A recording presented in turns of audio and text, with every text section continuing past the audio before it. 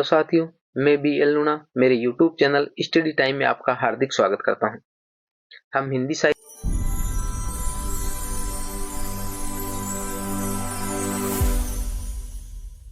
का इतिहास पढ़ रहे हैं और उस हिंदी साहित्य के इतिहास में आज हम छायावाद तक पहुंच गए हैं।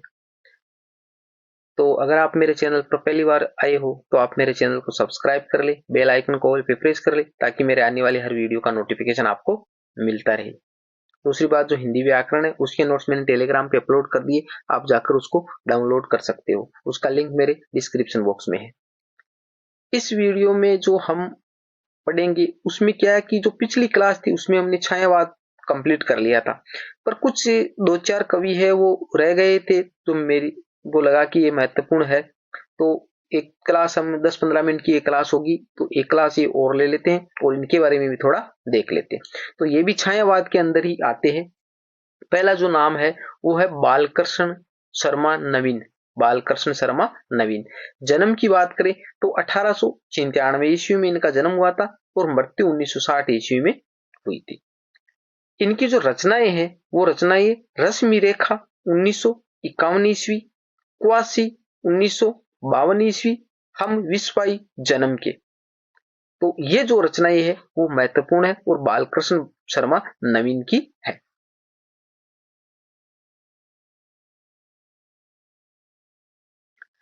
इन्होंने अपनी रचनाओं में स्वयं को विश्वपाई एवं अनिकेतन कहकर पुकारा है।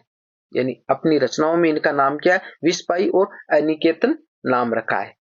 इन्होंने कानपुर से प्रकाशित प्रभा नामक पत्रिका का संपादन किया था। ये महत्वपूर्ण है।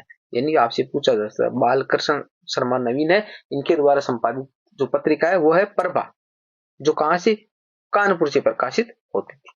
अब सुभद्रा कुमारी चौहान, बहुत ही शानदार कवित्री है।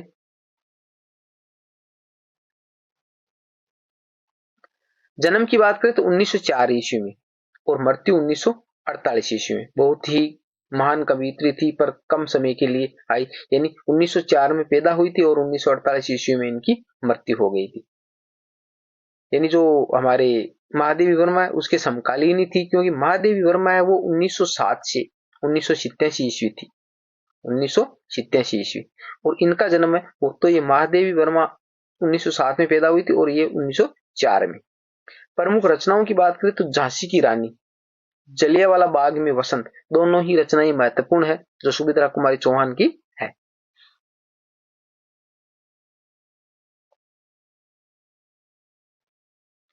आगे सियाराम शरण गुप्त, जन्म है 1895 ईस्वी और मृत्यु 1963 ईस्वी। इनकी जो प्रमुख रचनाएं वो है मौर्य विजय 1913 ईस्वी, अनाथ 1917 ईस्वी, दुर्वादल 1924 ईस्वी, विषाद 1925 ईस्वी, बापू 1937 ईस्वी।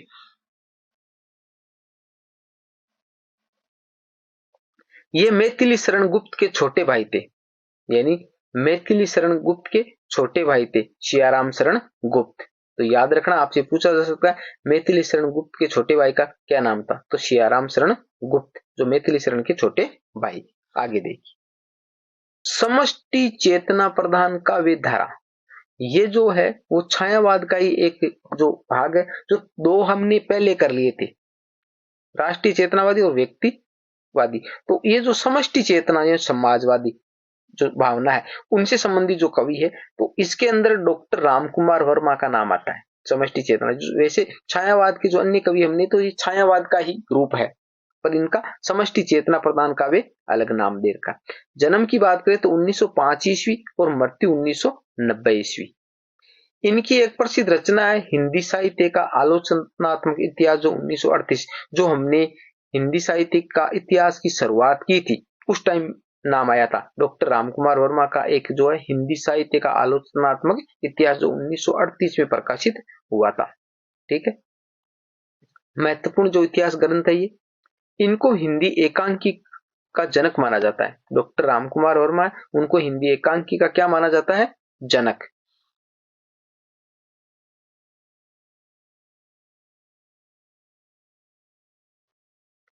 प्रमुख कवि, अब जो यहां तक हो गए, अब जो ये कवि है जो मैंने यहां पर लिखे इनसे संबंधित क्या है कि ज्यादा महत्वपूर्ण कुछ है नहीं, पर आपसे पूछा जा सकता है। ये भी छायावाद में नाम आता है।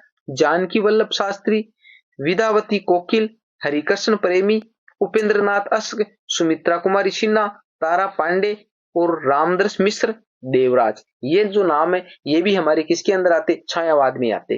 अब छायावाद के बाद में जो अगला काल है वो काल है हमारा प्रगतिवाद युग, जिसको 1936 ईस्वी से 1943 ईस्वी तक समय सीमा मानी गई है।